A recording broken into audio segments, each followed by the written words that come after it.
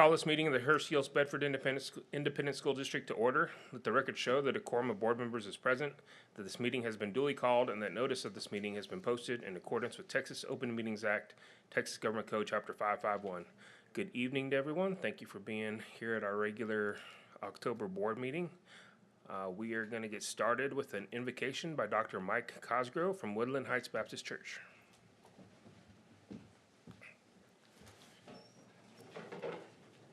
Would you pray with me?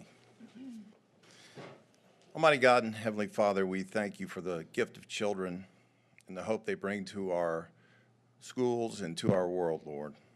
Thank you that you've called this board to serve and equip these young leaders. Lord, I pray that you grant them wisdom, that you grant them insight and unity as they work together to serve our schools and the families in our district. Father, I pray that you grant our individual schools and administration, their faculty, staff, safety, success, and joy as they serve our students. In Christ's name I pray. Amen. Thank you, Dr. Cosgrove. Next, we're going to have our Pledge of Allegiance. That'll be led by Ben Mars and Will Berry from Bedford Heights Elementary. If y'all two want to come up here, you can stand right up here. We'll let you lead us off. The American flag's over on this side and the Texas flag's on this side. And once you're done, we got something for you, so hang around, okay? Pledge allegiance to the flag of the United States of America and to the republic for which it stands, one nation, under God, indivisible, with liberty and justice for all. Honor the Texas flag. I pledge allegiance to thee, Texas, one state under God, one and indivisible. All right, thank you guys. Stay here. Stay here. Stay here. Remember, I said we got something for you. I get to tell you about these two wonderful young men. Will, here you go. They're going to want to take pictures of you right over there. So. Will Berry is a fourth grader Spanish immersion student at Bedford Heights Elementary School. He is such a phenomenal kid. He's responsible, respectful, and friendly. He loves to read and learn about our history. Will is a model bulldog that enjoys drawing and reading any book. That's awesome. And this one's for Ben. Ben Mars is a fourth grader at Bedford Heights Elementary. He is such a great kid. He is polite, respectful, and kind. He has attended BHE since kindergarten. Ben is a model bulldog, and we love his fun sense of humor. Now show your certificates and let's get some pictures, okay? And if parents want to get in the middle, go ahead and get in the middle so you get the best shot.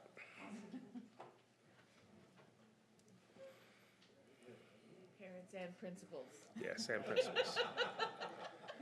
And all other interested parties.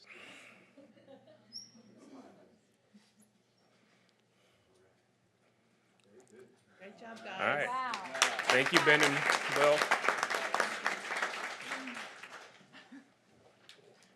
Tonight, the Board of Trustees is meeting in its regularly scheduled monthly meeting to officially act on the items included on the posted agenda. The board welcomes and appreciates comments and input from the community. Open forum is provided at each meeting to allow the public to address the board. There will be two open forums tonight. Open forum number 1 is to hear requests regarding agenda items only. Open forum number 2 is to hear requests or make comments regarding non-agenda items and will be heard at the end of the meeting. Those addressing the board are asked to limit their comments to 3 minutes per meeting. The speaker should identify his or her name, group affiliation if any, and make a brief presentation with an identified solution if one is sought. Remarks should be addressed to the board as a whole.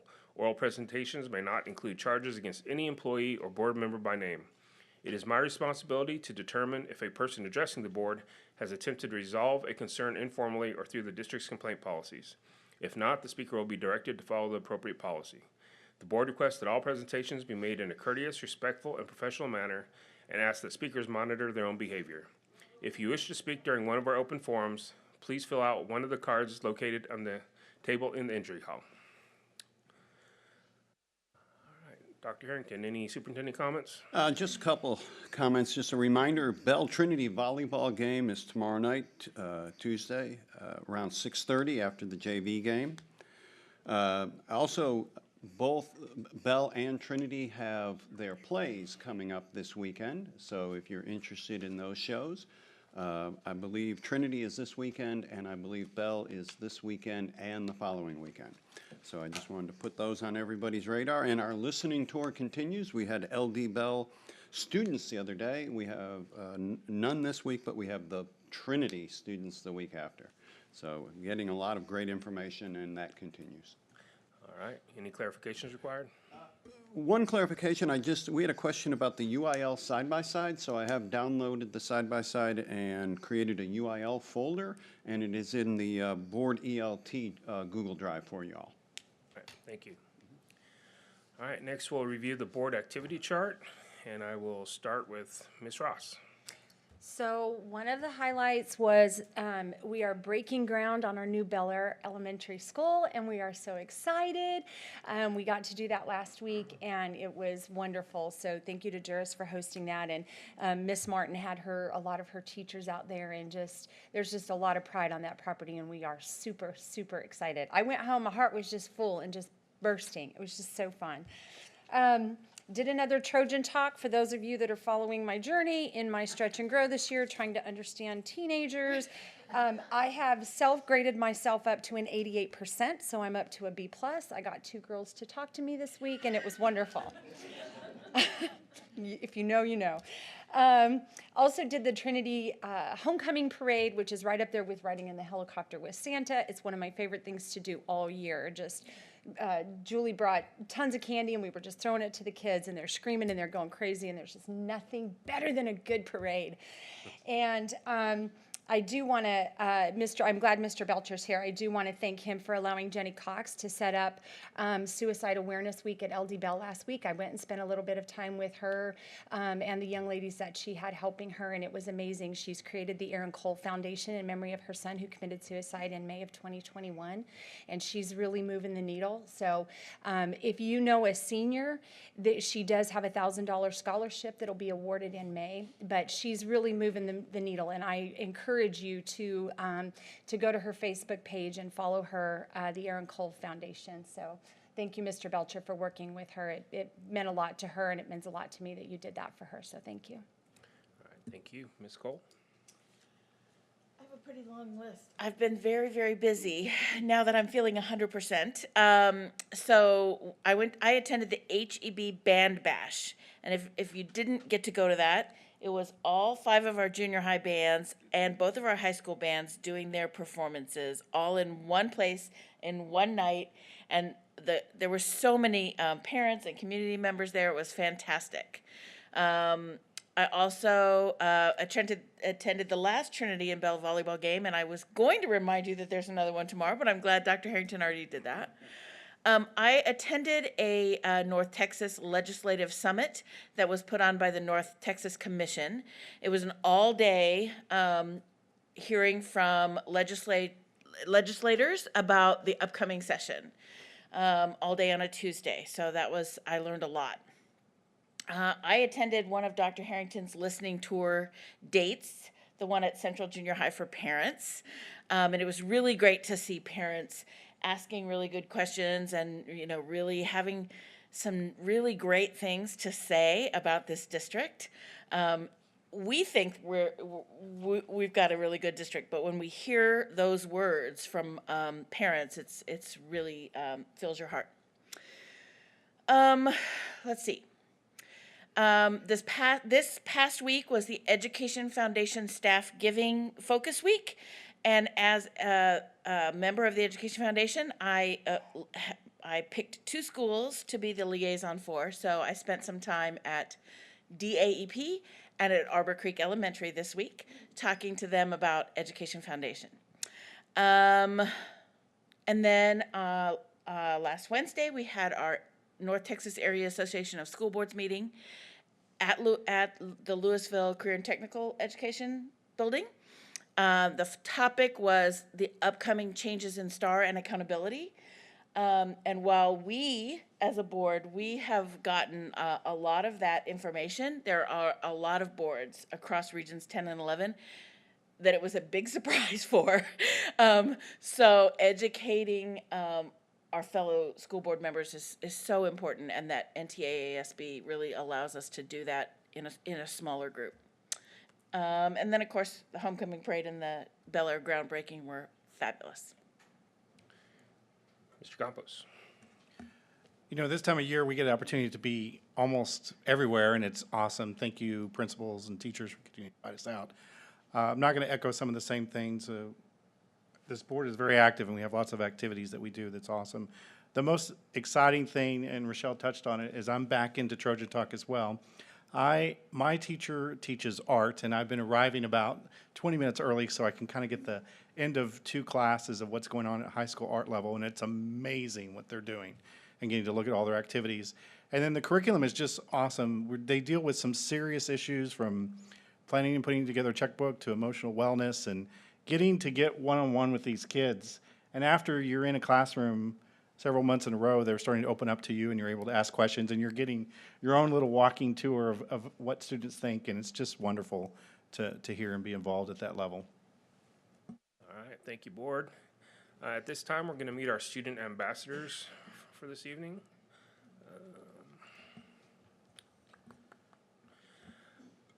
I'd like to say a quick thanks to our greeters this evening. You may have noticed the 2 students in green blazers as you enter tonight. These students are part of the HEB ISD Student Ambassador Program, which is a select group of students chosen through an application and interview process to be the face of the district. They are trained to assist with public relations and communication services and are given the opportunity to positively promote HEB ISD while developing leadership skills. Tonight we have Ryan Correa, a senior at LD Bell, and Claire Yu, a senior at Trinity. Welcome, and we have a question we like to ask. Over the past year, we've been using this opportunity to hear the voice of our district students by asking the ambassadors a question. This month, the question will be from board member Fred Campos. So guys, as you just heard, I love hearing from students. What do you see as your biggest challenge post-graduation, and what can we do as a district to maybe help you? Good afternoon, everyone.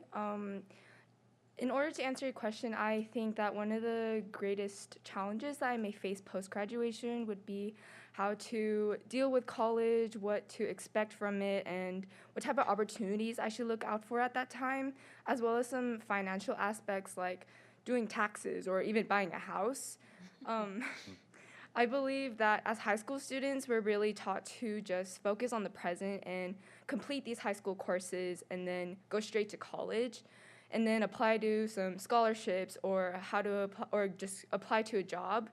But we're never really taught to do these steps effectively, and or like how to build a resume effectively in order to complete these tasks. And I believe that students, especially in this generation, it's especially crucial for us to learn about the economy and financial aspects like insurance or taxes, buying a house, or even just knowing how to deal with money because of the economy that we live in right now. And not every single person has the privilege to go straight into college after graduation. And they're kind of just thrown into this real world where they have to live in this individual and independent lifestyle without having any prior knowledge. So I think in order to avoid these type of problems, it would be greatly beneficial for every type of student to learn about these aspects during Trojan Talks or teams, so we can effectively learn about these stuffs and lead to a future life that is successful. Thank you. Thank you. Awesome, thank you.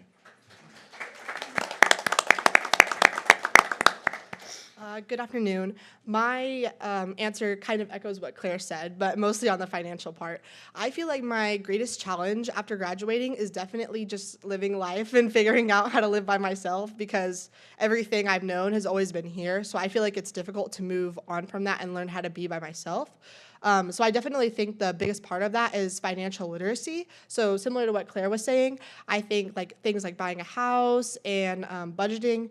Like I spend all my time in IB and orchestra, and we learn tons of interesting stuff every single day. But I think it's just these normal everyday things that are super crucial to students.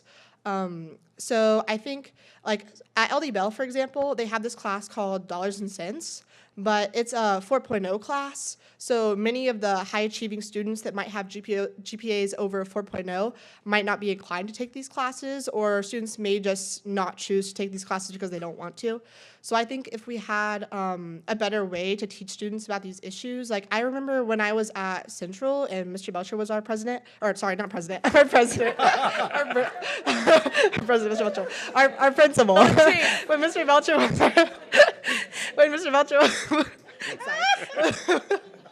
was our principal. Okay, I gotta recover. When Mr. Belcher was our principal, we had, whenever I was in 7th grade, we had a lesson about buying a car, and I still remember that. And whenever I was in keyboarding in 8th grade, we learned about how to make resumes and write cover letters, and I still use that skill in high school to make resumes for like jobs or other things. So I think that would just be really helpful. So if we could find a way to implement that or at all use that, I think that'd be very beneficial to our students. So sorry, President Belcher, but thank you so much. All right. Thank you, Ryan and Claire. We appreciate you being here this evening. All right, next we're going to have Human Resources Appreciation Day. Ms. Hollander. Thank you, Board. This is the time of year that we get to recognize employees, and anytime we get to do that, it's a great event.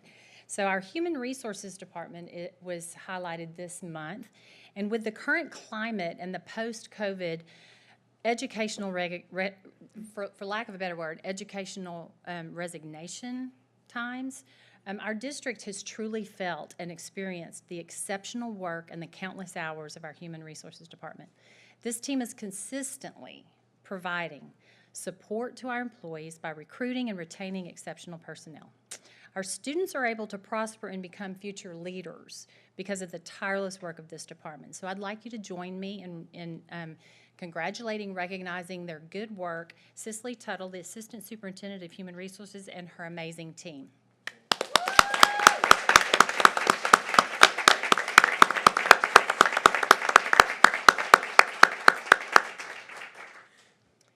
Thank you, Cicely, and your team for everything you do for us. We greatly appreciate it. All right, now National President's Month. Yes, we have Good one. National Principals Month. So this is our principals. You got me all tongue-tied. I'm going to say president. Just wait. Principals are entrusted with a profound responsibility, the education of Texas children. Children are our most precious resource, and our children truly hold the fate of our people in their hands. Indeed, the promise of a brighter future can be seen most clearly through the eyes of a child. We all know principals make an enormous impact on students and teachers alike on a daily basis. As leaders of their schools, these educators set the academic tone by laying out ambitious goals, enforcing rigorous standards, and implementing policies with wisdom and resolve.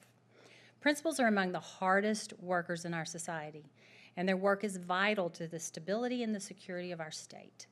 Each year, the month of October is set aside to honor our principals and to recognize the pivotal roles they play in the lives of students, families, faculty, and staff.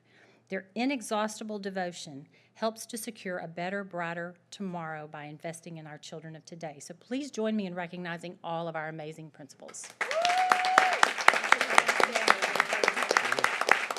Will all the principals stand, please? Stand up. Let us see you. Come on, There's a lot of principals. you here. There's one in the hallway, too.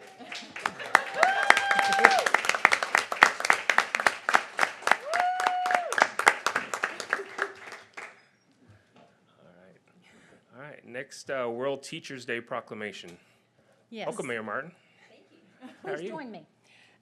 On October 5th of this year, our teachers were celebrated during World Teachers Day. I would like to invite Mayor Linda Martin to the podium to share a proclamation that she shared with Dr. Harrington earlier this month. Thank you. What a pleasure it is to be here and see so many friends in the audience and up here. So thank you. And I didn't know it was Principals Month, and I apologize to all the other principals, but I do have to call out one principal. She's my favorite principal, and I haven't seen her since this morning. Hi, Mrs. Sterling. So, on to the proclamation. Whereas teacher quality matters more to student achievement than any other school-related factor. And whereas teachers spend countless hours preparing lesson plans and supporting students. And whereas our Hurst-Euless-Bedford Independent School District teachers have demonstrated great resilience, adaptability, and creativity during the COVID-19 crisis.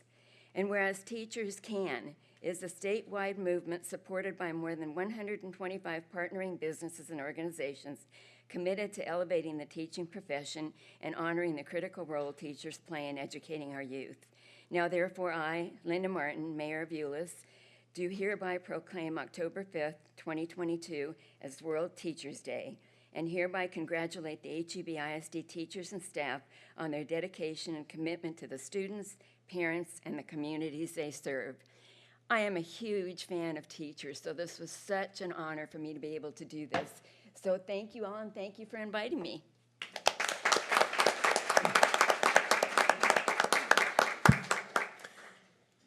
Thank you, Mayor Martin, and thank you to the City of Euless for that great proclamation. And we all know how much teachers deserve all the recognition they can get, so we appreciate that. All right, this time we will be passing out certificates of appreciation for those who made donations in the month of September. So this month, we have a grand total of $26,811. And like we like to say all the time, without our partners, we can't do everything we do in public education. So thank you so much to all of our donors tonight. The first one will be presented by Board Member Fred Campos. It is Bedford Heights PTA to Bedford Heights Elementary in the amount of $1,562 to go towards the purchase of a moose for each student on campus. And Miss Christopher and Miss Principal Harold will accept. They have a moose on campus, what?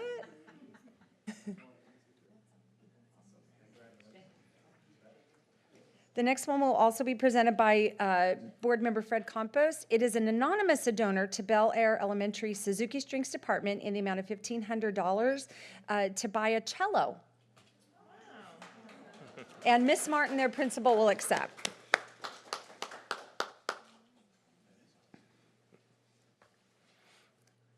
I think it's maybe a donation of a cello worth $1,500.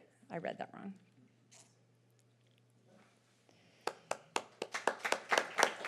Mr. Campos will present the next certificate, Alan and Rita Heindel, to Bell Manor Elementary, a $1,000 donation to go towards programs that benefit the staff at Bell Manor. And Principal Ms. McCarty is here to accept.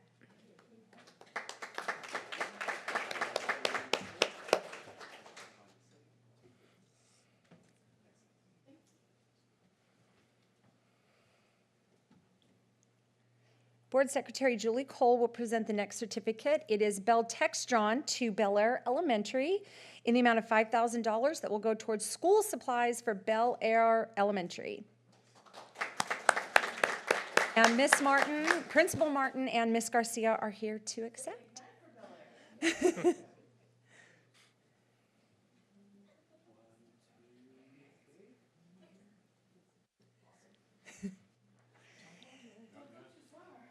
Miss Cole will present the next certificate. It's First Baptist Church of Hurst to Bel Air, $800 that will go towards school supplies. And Kimberly Wirt is also here to accept the certificate.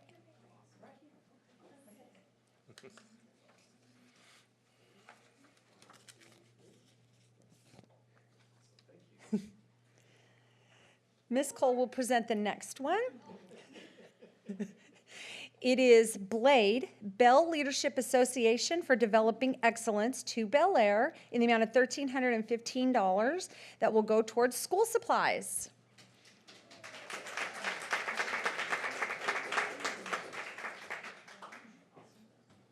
It's like the kids are eating pencils over there or something.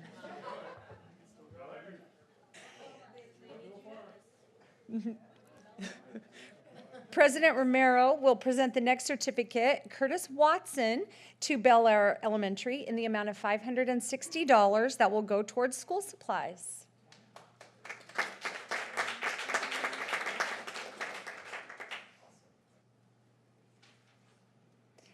Mr. Romero will present the next certificate, Deborah Wrestler, to Central Junior High Boys Athletics. A $1,000 donation will go towards 7th, 8th, and 9th grade boys athletic supplies, and Principal Rhodes is here to accept.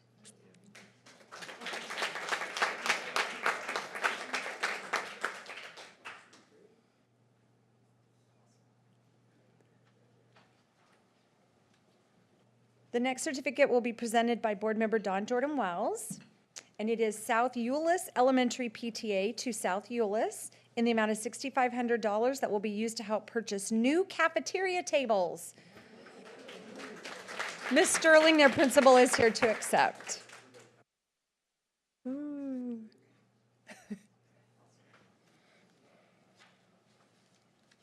Ms. Jordan Wells will present this next certificate, the Benevity Community Compact Fund to LD Bell High School in the amount of $1,979, which will be used to help fund staff support throughout the year. Stephen Royer and Principal Belcher are here to accept.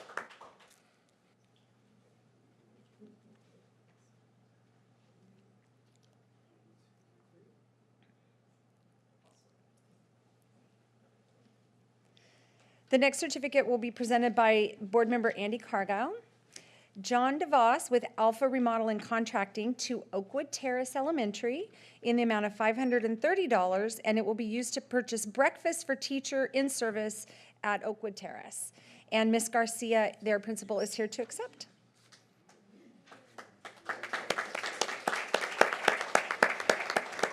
What day is breakfast, Ms. Garcia? I'll be there. Mr. Cargile will present the next certificate. I should have practiced this, Noy Viliak, Ingram Micro to Oakwood Terrace. Am I saying that right, Ms. Garcia? $3,000 donation $3,000 donation of bicycles to be auctioned to help raise funds for the musicals at Oakwood Terrace. How much do we love those? Gosh. Board Member Chris Brown will present the next certificate to Shady Brook Elementary PTA to Shady Brook Elementary in the amount of $1,540 to help provide all Shady Brook Elementary students with a moose planner. Ms. Martin, their principal, is here to accept. Mr. Brown will present the next certificate. It is Patriot Mobile to PR and Marketing. It's a $525 donation of a framed national motto plaques that will be displayed at each HEB campus. Ms. Hollander and Kristen Hughes is here to accept the appreciation.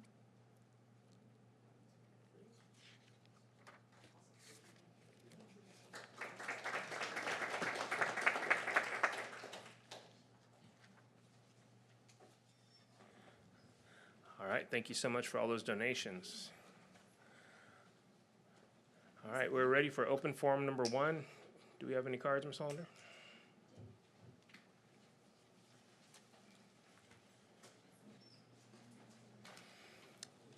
Thank you.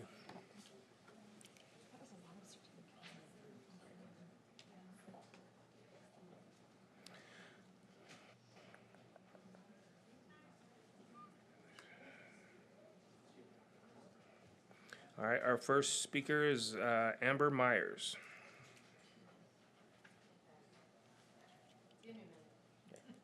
No hurry. Take your time. This is my first board meeting. Hi, y'all. Hi. Welcome. I didn't know I was supposed to sit on this side or I wouldn't have started. Okay. So I moved to the district 16 years ago because of the district. Otherwise, I could have moved anywhere. Hi. Okay, so there was a weird thing that happened at Bell today. You may have heard. There was a lock out thing. That is different than a lockdown. I found that out. I didn't know that there was a difference. And I'll tell you who else didn't know. My 18-year-old autistic son. And whenever that happened to him today, it just so happens he sort of got swooped into the cafeteria where things were kind of loud and chaotic, as cafeterias are. And not tons of people around, because nobody was expecting it. The school did a good job. I am not complaining about that. He panicked, and if there was anybody here from Hurst-Hills, they'd tell you, he's a runner, and he ran. And even though during a lockout thing, kids are, they're supposed to, stay in place, and he left. He ran around the building to the parking lot, got in his car, and took off for home. At least he called me, told me where he's going. So here's why that's important. Because for over a decade now, I've taught crisis communication at Tarrant County College. And suddenly, I know something that matters. And I realized, y'all, we need to get an app like Remind or something and have our kids who have autism or just high anxiety, or any of our kids who want to opt into the system, when something like this happens, so that they can know, hey man, you're safe, we're cool, threats outside. Because I also know from talking to people at Bell, it wasn't just the autistic kids who panicked. Because although law enforcement makes a difference between lockdown and lockout, once you hear beep, lock, you've stopped listening. I didn't hear the other word. Lots of kids didn't get any other education today because some idiot in the neighborhood was running around being stupid.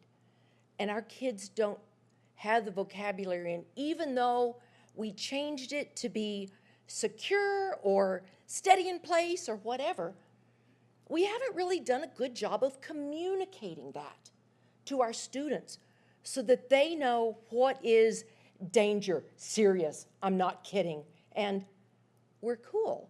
Our school is here to protect you, and I want to see us do something about that. I didn't know I'd be coming to talk to y'all today. I didn't know I still had a runner. Big old kid with a set of keys in his pocket, and I don't know where his backpack is. It's somewhere at Bell, and that's my time. I would give myself an A for meeting time. All right. That was pretty dead on. Thank you.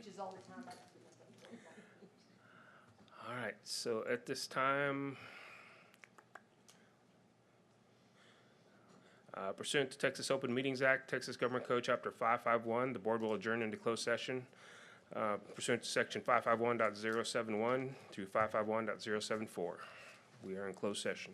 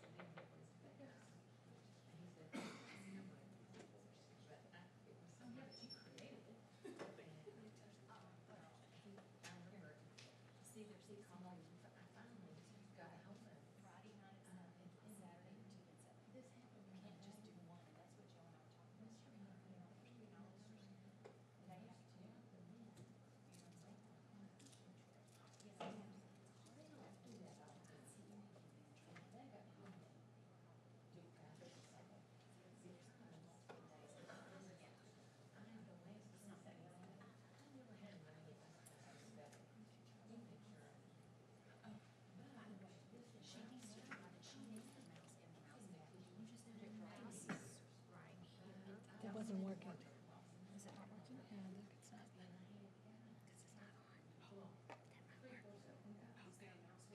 Okay. She didn't have it on that pad. Because that doesn't work. Let's see if that does. Okay, that's good. Okay. It was the pad for sure. Yeah. Okay. Yeah, well, it helps to turn it on too. How are you? I haven't even said that. Oh, yeah. Thank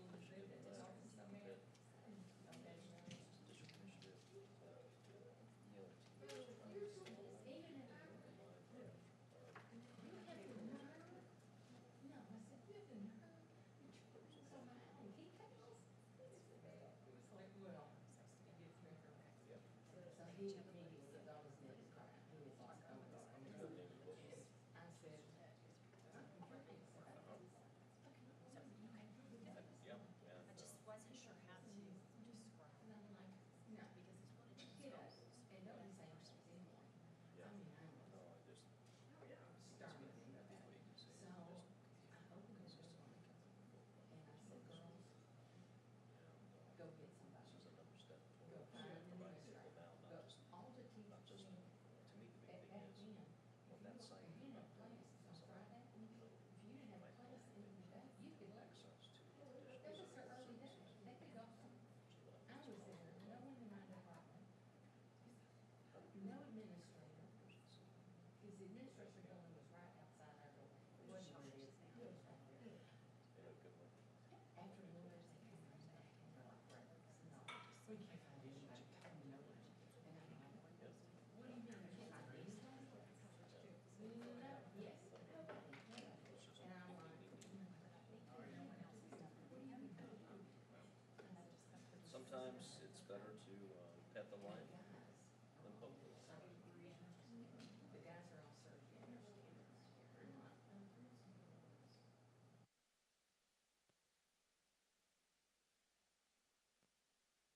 This is trouble. And I said, no, you're in a lot of trouble.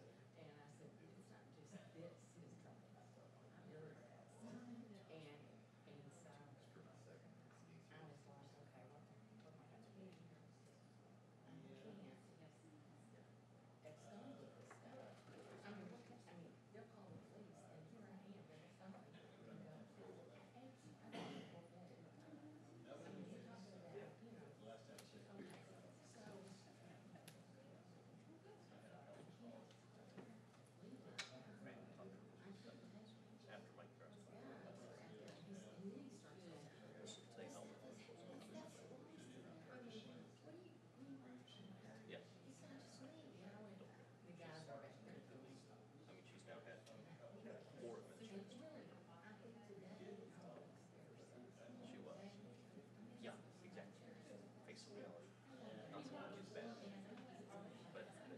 His name was Randy Bell out of nowhere. His name.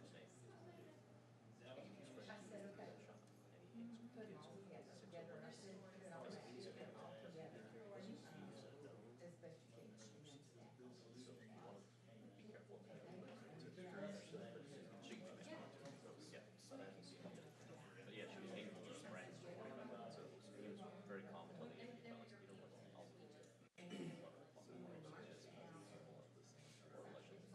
but she didn't have anything to read. She didn't get any punishment. Yeah, no one else is complaining. That's fine. It's the world we live in. This is the truth.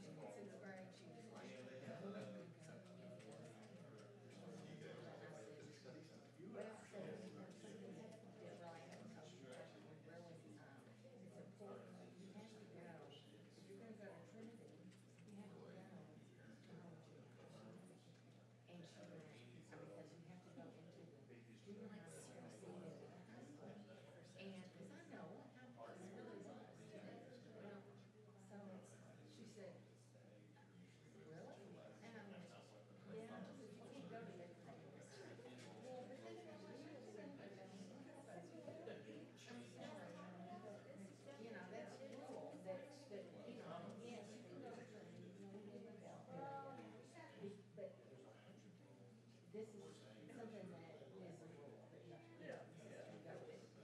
And, so I'm sorry, that's just kind of the way it is. I said, if that's what you want to do, don't you know, think about it. I said, if you think you just, you know, want to sell, you know, good trending, that's great. Those go. Didn't say no work out. Go work out.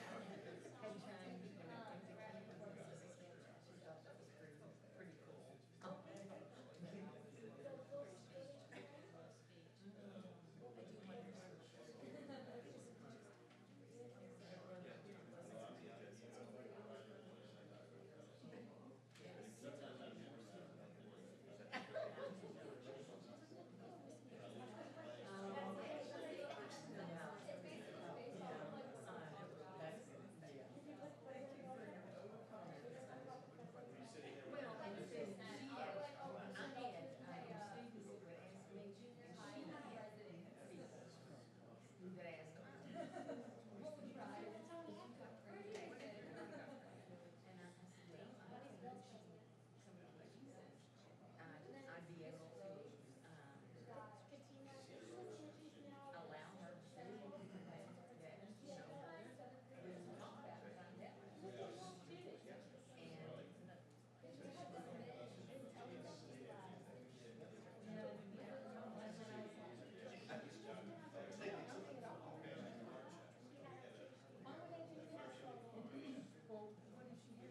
I'm sorry, I said, as a matter of fact, I told Stephanie, I said, listen, don't be shocked for that. You just want to go to the baby go back. Because I've never been kind of good. I really thought she was going to come. It was funny. She was young, pretty young. She was used to having sweet parties and all kinds of things. But I heard her telling somebody, that if you had sex,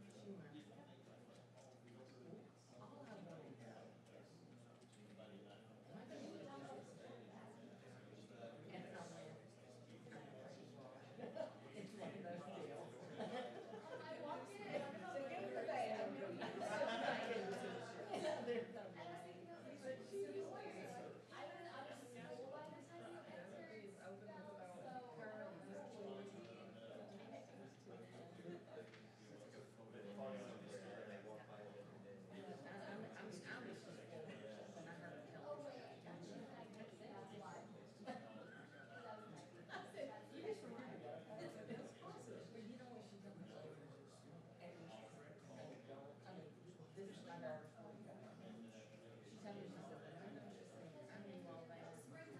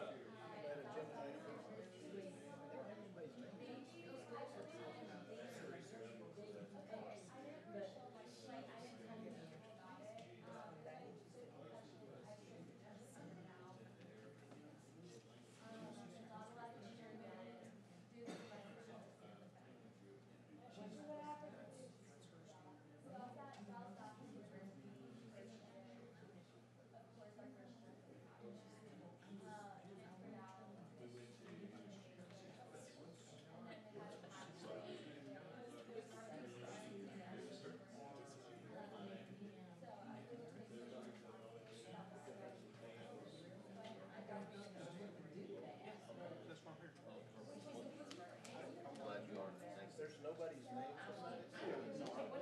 Leslie, ask a question. Yeah, they may not have it. Yeah, well, they can.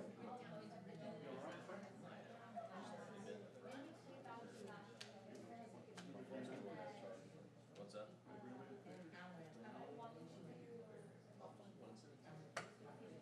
Send it right now. Let me take it. From,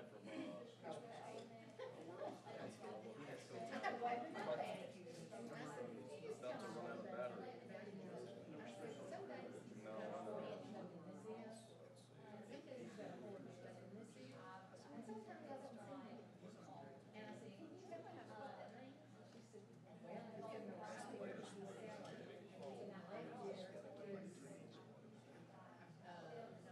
Going to, you know, it's gonna have one in there, nothing.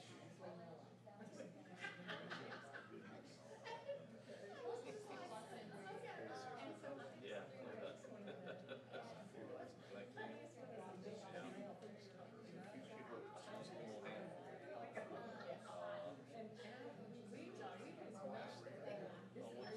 Small hand. That's in here.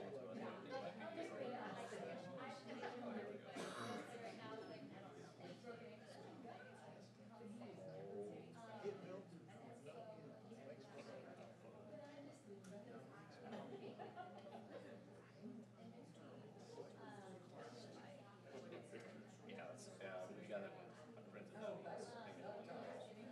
Spittle on all. No, they're pretty cheap. I just. Gary's gonna see in November. I thought. I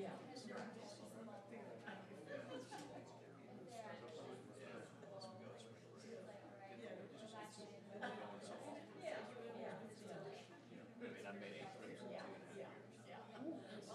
So I. This will be Gary's 10th trip since 2019.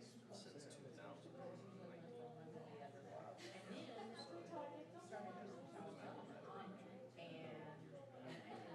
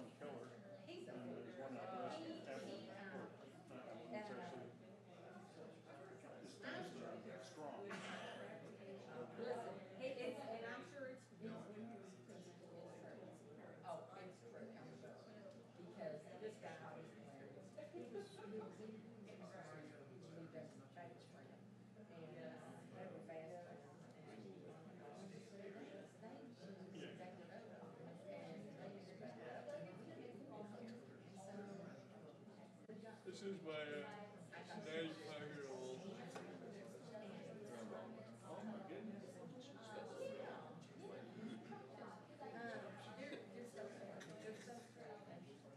One of the first times I talked to him, you ran here, so Well, technically it's my grandma's. Yeah, but I mean, I've known her for 40 years. Oh my God. So, you know, she's like, her husband just died a few months ago at 97. I mean, he shot her out at 95. Yeah. She still walks through my sister and mother-in-law live 2 miles down the hill. She'll walk all the way down and hang out. 95. Yeah, I know. I hope I'm not going to 65. You know, she's doing good. We had a really great visit a few weeks ago. She's loving Fredericksburg. I'm trying to sneak out there maybe between Thanksgiving and Christmas or tail end of Christmas. Yeah. Yeah. We had a real nice visit. She came out a few weeks ago. But her brother, or her sister and brother-in-law are coming out for Thanksgiving, so we're about a week. And my sister lives there. And it sounds like Christmas. I'm just going to hang out with my sister. Yeah. Hey, I'm looking like this guy. Oh, you want to get out? it was so sweet. The very first day. What are they talking about? What was on there?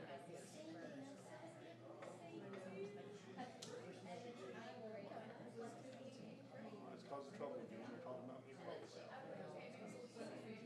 good entertainment. What's that?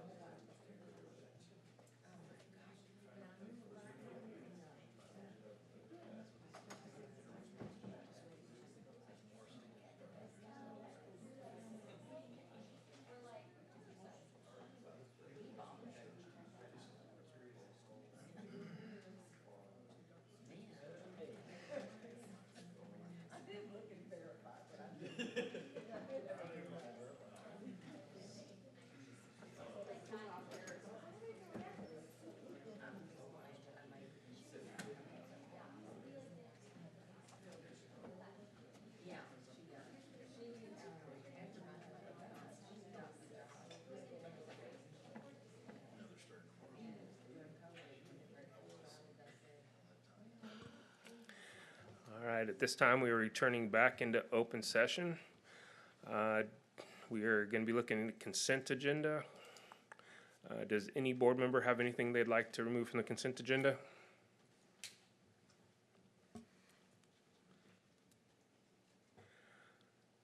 All right, then I'll accept the motion. I move that the board approve the consent agenda as presented. Second. I have a motion and a second for the board to approve the consent agenda as presented. Please vote.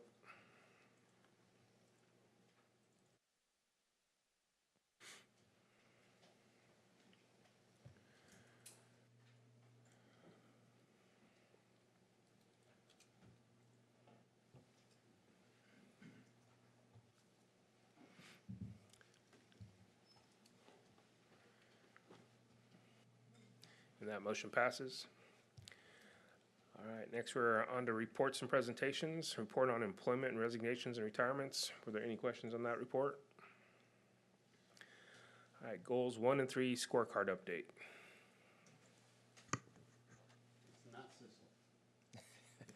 Well, it's Conrad and Cicely, but I'll go first, just in case. It's one of those seats.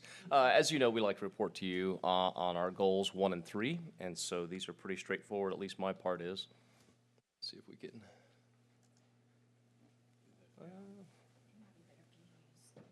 Well, I thought I did. 1 second, let's see. Oh, there we go. Well. Okay, yeah, you're gonna move it for me, okay. So as you know, the district will demonstrate sustained growth in student achievement by ensuring learning for all students through high standards, instructional best practices, and district-wide aligned curriculum. And so 1.6 is increased student attendance, and 100% of our campuses and the district will achieve a 97% or better for our attendance rate. If you'll go to the next slide. As you know, it's still a bit of a struggle coming out of COVID. Our attendance has kind of gone up and down, and right now, I believe 96.58%, so we're getting close to that 97% mark, but we are not quite there yet. However, I will tell you, our campuses are being pretty aggressive about calling students. Our truancy department is working really hard, and so clearly here in another couple of days or a couple of weeks, we'll have our second snapshot, which will begin to look at our trend. This is just the first 6 weeks. We haven't completed the second one. So as you can see, last year we were pretty flat through the first 3-6 weeks, and then took a little dip toward the end of the year, and then we had a nice rebound at 97.43 in 2021, and a dip, in 2022. And so let's see what we have, and we'll have more information for you in a few weeks. Do you have any questions on attendance specifically? Okay, I know it's not very many data points at this point. All right, and then aligned to looking at our student attendance, we also want to look at our staff attendance. And so, that'd be great. And so we have one data point, and it's 96.18. No, it is, I'm sorry, it's 97.13. And that is green. And then we also have another indicator we want to talk about. Oh, I'm sorry. So is it wrong then, where it says actual 96.18, is that incorrect up there? That's 21, 22. No, the actual. Oh. Yes, ma'am. I was wondering why it was green and it wasn't 97. It actually should be green, but it should be 97.13. So we will correct that in your all scorecard because it's, You gonna say it? Can Go I ahead. give a little feedback? yes. Can we make the year color the same on these two? Sure thing. We'll take care of that. Oh, that's 96. And we will definitely do that. They're in two different parts, and sometimes we forget to look at that until it's up here side by side. So great suggestion. Thank you. All right, the next thing we want to look at is 3.1, and this has to do with our increased employee retention, or at least that is our goal. And so A is meeting or exceeding 90% retention rate for teachers. B is 90% retention rate for non-teaching professionals. And then C is 85% retention rate for paraprofessionals, and D is 85% retention rate for auxiliary employees. And on the next slide, you're going to see our teacher retention rate. And you're looking at 83.84% for the school year we've just completed and moving into this school year. So we are in the red. We're not at our 90% goal. And you do see just a downward trend ever so slightly. Our next chart is going to show our non-teaching professionals, and they are at 84.38%, which is also red, not meeting the goal.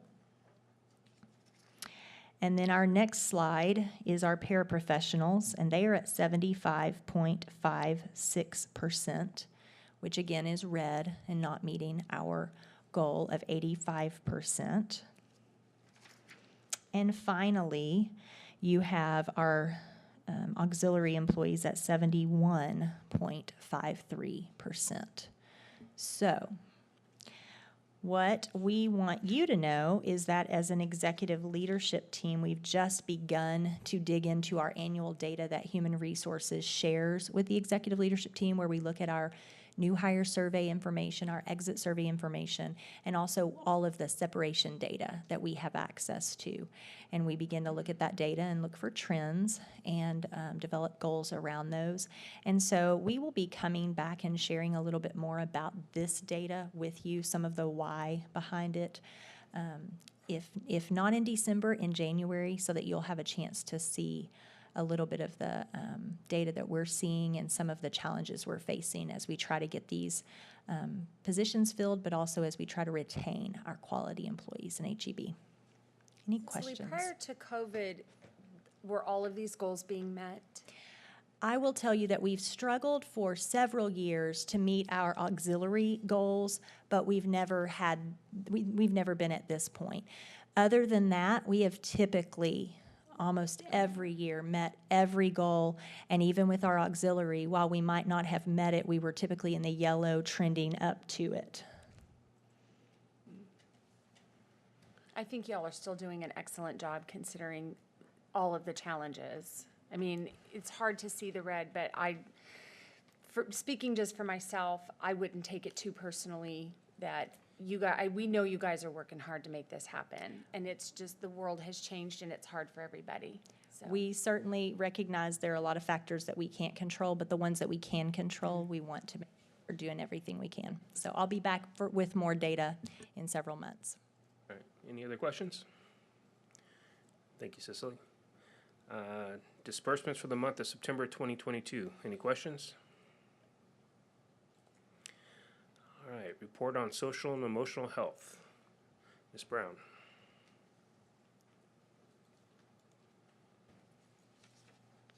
Hello. I want to introduce myself. I am Dr. Brown. I've been with the district for going into my 5th year. I was previously with special education, being a school psychologist with special education, and I've moved into this role as the team lead for the crisis intervention and prevention team this year. Oh, I need to click this. Okay, sorry.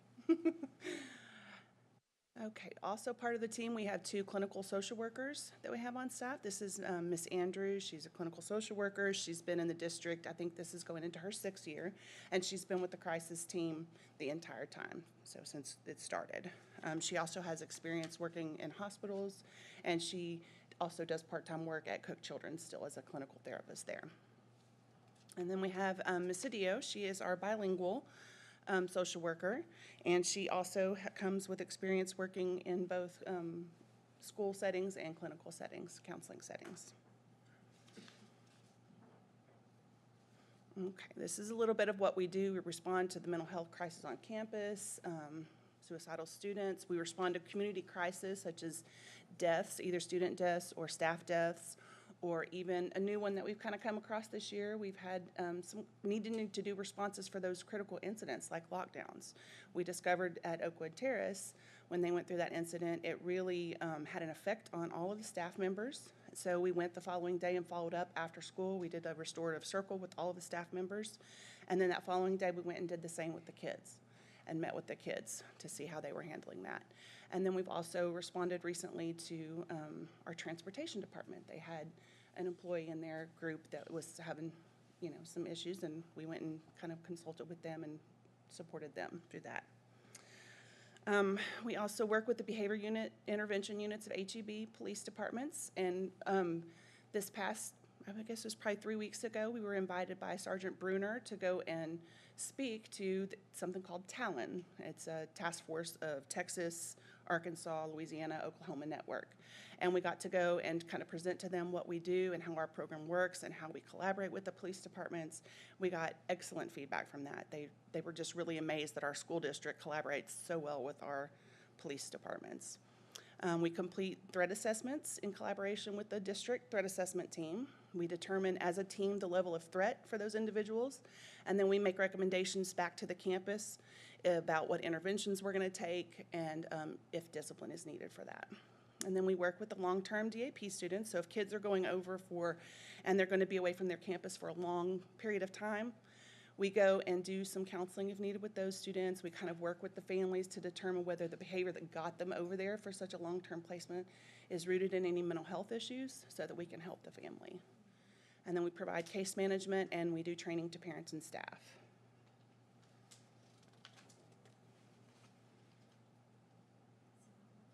No. Okay. So the process for the crisis referral, how we get referrals to our team, it comes about in several different ways.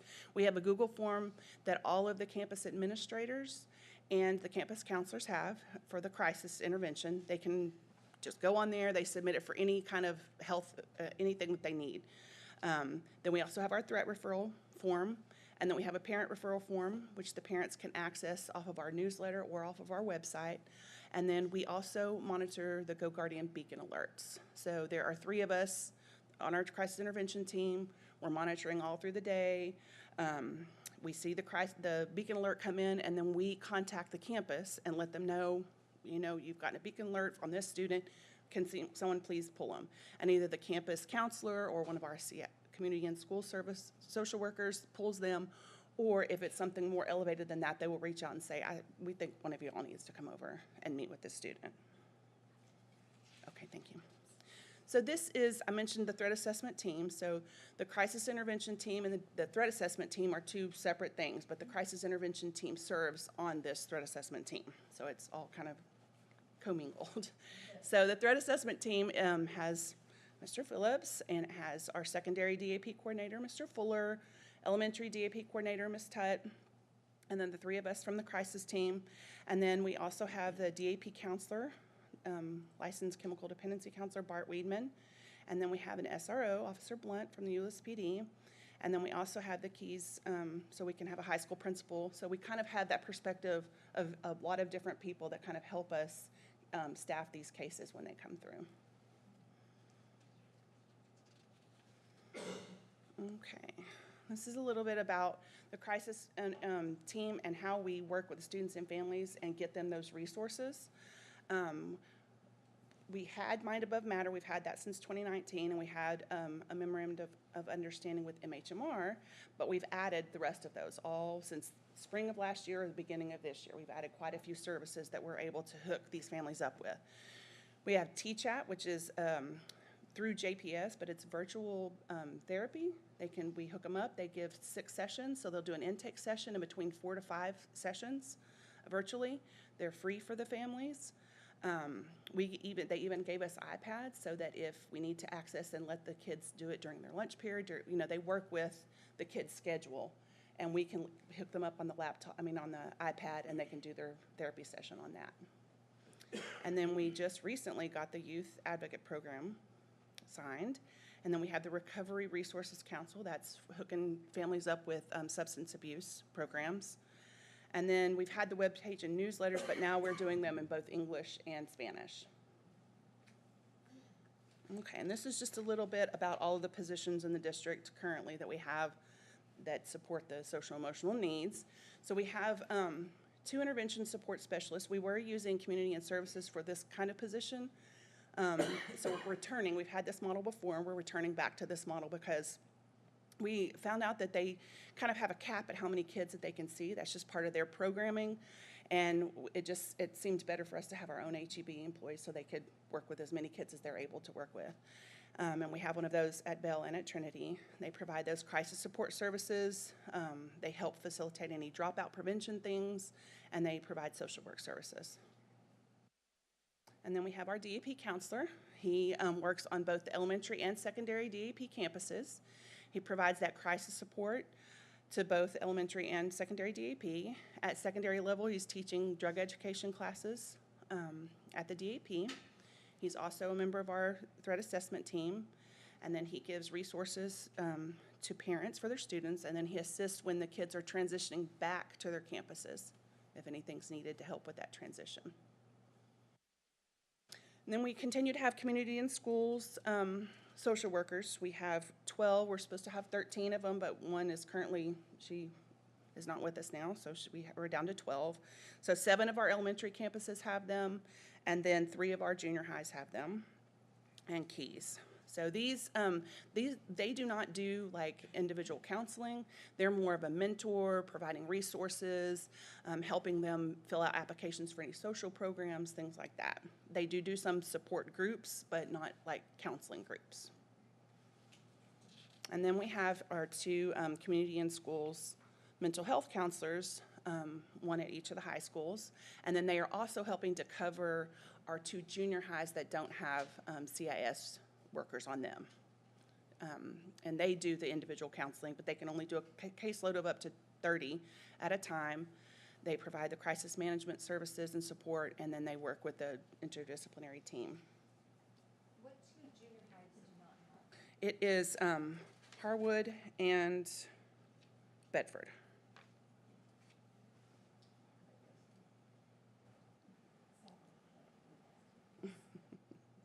These are the ways that parents can access help. They have our website that they can go to, and then our monthly newsletters. I know they're looking at those newsletters because that help button right there, that's where they can do that parent referral. And we haven't had that many this year, but it seems to be every time we send out a newsletter, then we'll get a couple that trickle in because they'll see it on there and be like, yes, okay. Yep. And there's just an example of our newsletter. This was October's. This is the English version of it. And then we also, like I said, have it in Spanish, which I'm very glad we're able to do that this year. Okay, and these are the ways that students are able to access us. They have the Campus Crime Stoppers, Friends for Life. They have QR codes that they can click on to reach out and get assistance. They also have links on their campuses to if they want to see the counselor, email, phone. If they tell a friend, sometimes the friends will reach out, and then they also have access to our newsletters. Okay, and these are the numbers. This was total numbers for last school year. We had 523 crisis referrals. We had 183 threat referrals, 36 parent referrals, 122 referrals to iMatter, the Mind Above Matter program. That's the program, the partial hospital intensive outpatient program that we offer here in the district. And then we had 42 referrals to TChat from February to the end of the year. And then we had 1,801 data points in our crisis database. So that means just contacts of some sort that we helped with. And then these are the numbers from August to mid-October. We've already had 198 crisis referrals, 97 threat referrals, 6 parent referrals, 21 referrals to iMatter, and 78 to TChat, and 500 database contacts. And that was of last week when I submitted this. I looked today and we already have quite a few more. So if something comes through the Guardian program, that could go to crisis or threat, or is that? It goes to the 3 of us. We're the one on the crisis team. Now, yes, depending upon what the beacon alert is about, that would be when we would send it out. If it is a threat that they're looking up, like how to make a bomb or something like that, that is when we send it out to the threat assessment team. Okay, I'm glad we're doing this because, as we know, Dan knows that most school shootings are from former students. I do have a question, though. I'm in Trojan Talk, and I've had this kid and hadn't talked in a year, and I walked around the room and asked each kid, give me one word that describes you. And they said athletic, energetic. And I get to the kid that has never spoken a word, And I wasn't gonna, you know, I was dancing, doing all my things to make him say something, and he finally said the word lonely. Okay, so I'm gonna recommend him to a counselor. My question is, you know, when I was there, counselors were in a different building, so didn't know a lot about, you know, what their activities. When that kid goes to that counselor, is there a battery of questions, or what does she do to know to move him to the next level? It is a battery of questions. They ask about feelings of loneliness. They ask about, have you ever, you know, had any issues of self-harm? Have you ever wanted to hurt yourself? Have you ever wanted to hurt somebody else? There are a battery of questions. Okay. And there are some red flags that when the counselors get into it and they hear those sorts of things, they will immediately Okay. be like, okay, this is a crisis referral. I was talking to this kid and he said a few things that were concerning. Can one of the crisis team members come out? And then we do a more thorough. I just want to make sure all the counselors was on the same game plan. Yes. And it sounds like they are. Okay, thank you. Yeah. The last slide, just for like this school year, is that elementary through high school? It's all? Yes. When it says crisis referrals, are those all threats of suicide?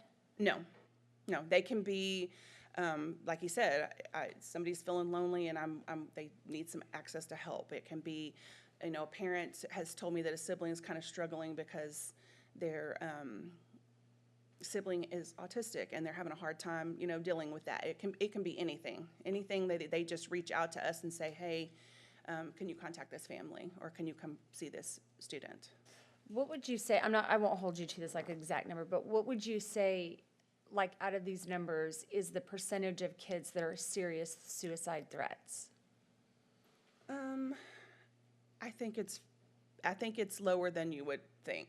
The majority of them, they need somebody to talk to, and then it kind of decreases once they have found somebody to talk to. It's the ones that are being missed somehow, we know we're still not capturing, because that's always going to be part of it. Those are the ones that are more at risk. And you may have said this, and I missed it, but are these numbers 2021, 2022, post-COVID, pre-COVID, were they higher or lower than this? They were lower than this, yeah. And I think the numbers this year, because if you took those numbers out, it looks like we're going to be way higher. Okay. The rate we're going. But I think there are a couple of things. I think there are more kids that are back from COVID. We're just seeing, you know, attendance rates, as she just discussed, are going up. And I think more kids that are back on campus, the more we're going to see more these issues are going to pop up. And then the threat referrals, it's because Mr. Fuller's done a great job at getting all of the APs to really put in anytime there's any hint of a threat. Because what we know is sometimes these things come out and they look like they're nothing. They look like they're little threats. And then we go in and we do the questioning, and it's like, oh, no, there's a lot more under here that we need to be aware of. And we can intervene when they are just having, you know, throw a rock. You find out, you know, well, really he's throwing the rock because he's having thoughts that he really wants to do something bad to somebody, and he's doing that instead, you know? Yeah. How many substance abuse and drug abuse referrals are we getting? I don't have the number on that. I can get it from our database, though. The newsletters are fantastic. I do read them, and I think every month they get better and better, and I love that they just automatically link, like you're saying. And I'm glad to hear that people are clicking on those links, because they're really good newsletters. And for the moms and dads who are opening them and utilizing them, that's going to be a huge tool.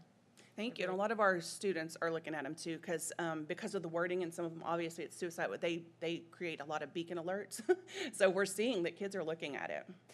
I know when I was at LD Bell last week, and I was, with Jenny, and they had flyers every day that they were handing out to the kids, and they weren't making every kid take them. They were waiting at the kids. They had a comfort dog there or whatever, so if the dogs were petting the comfort dog, and they were just having conversations. But in the hour I was there, I heard probably at least 25 kids that took one of the flyers say, thank you, I probably really need to read this. Yes. And it was at least 25 kids in an hour that said, thanks, I probably need this information. So I think the more awareness and the more open we make it for kids to talk about it, that it's okay to not be okay, and ask for help, the better we'll be. But you guys are doing a great job. Thank you. Any more questions? All right, thank you, Dr. Brown. Thank you. All right, next we have the TEA Intruder Detection Audit Report. Mr. Phillips.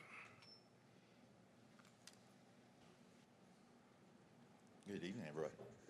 I'll go off agenda and just say what a great job the crisis team from Dr. Brown, the threat assessment team with Mr. Fuller. I've been incredibly impressed with it, and I'm part of the weekly meetings, and you're going to see statistics go up when you start to dig in deeper on things. Yeah. I think that's just a reflection of what a good job they're doing. So tonight, just a report, as you know, the TEA intruder exams, the Texas School Safety intruder exams are still ongoing. We had 2 more this month. One, they were both on, I printed out the wrong, both on October 3rd.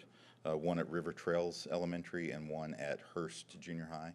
River Trails passed all stages of it, the exterior doors, the weekly log check, the identification of how we're doing visitors, and then all of the random door locks. So they passed all 4 levels. Hurst Junior High passed 3 of the 4. There was an interior classroom door that, again, on the locks that we discussed last week, that teacher thought that they had turned it all the way, and was not the case. So they thought it was locked, but it was not locked. So that's where we are in the exams. On the audits, they are continuing to let Dr. Joe and I know that I think that we're supposed to have 5 or 6 in November. So they're going to continue to come out until all the schools are audited. So any questions on? Any questions? Thank you, sir. Okay, thank you. All right, well-being at work, Ms. Hollander.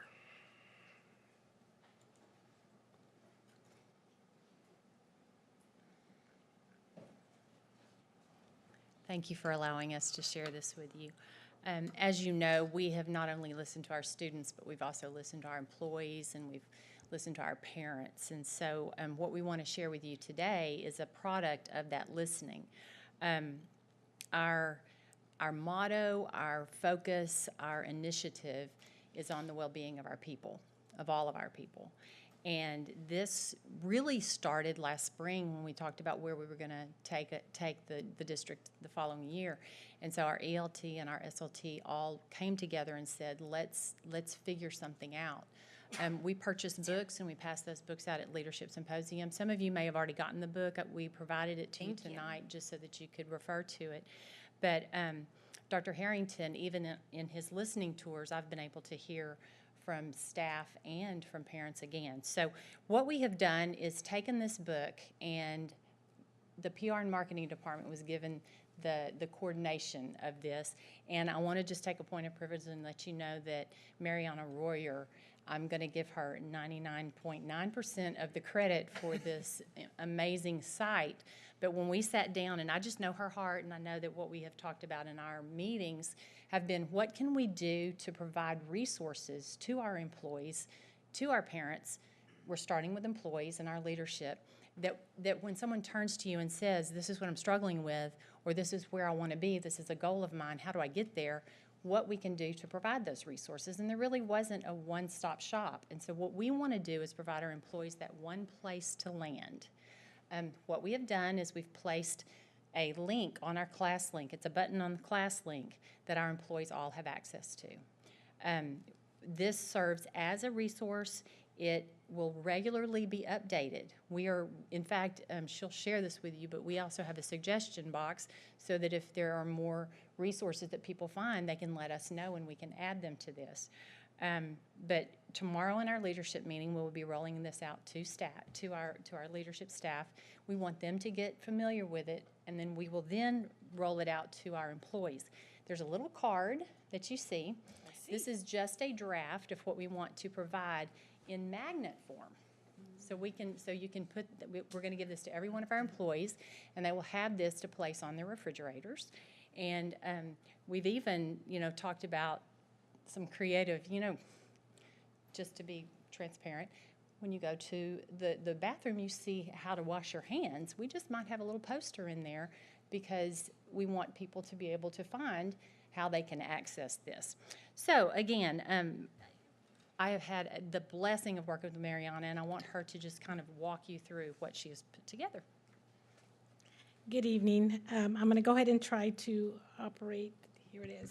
So the Wellbeing Net book that we have, Gallup, is a book based on Gallup research and Gallup strength, which is something we've done here at our district. And Gallup says that the data has shown ever before that employees want employers to partner with them in well-being. So when we got this book, which is a book that I had read previously, it divided it into 5 different well-being elements on there. And that's what your book contains. So if you look on the very top, there's career well-being, social well-being, physical well-being, financial, and community well-being. They said if we had employees that are thriving in these areas, that would bring engagement and productivity on there. So what I want to do is we created this website on here, and each button of these obviously is one of the 5 that are on top. Career well-being being on top, because obviously this is where they work. The first slide just kind of tells you what well-being is, what the book does, and just some information there. They base it on Gallup Net Thriving, saying, what is your best possible life? And like I said, all this information is on there.